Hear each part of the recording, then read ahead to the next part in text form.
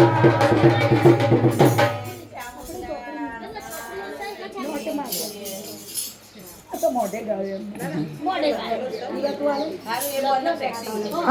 હવે આનંદનો ગરબો ચાલુ થાય છે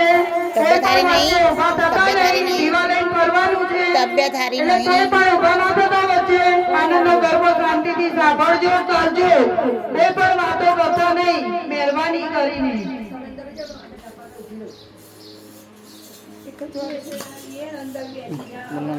બોલવાનું નહીં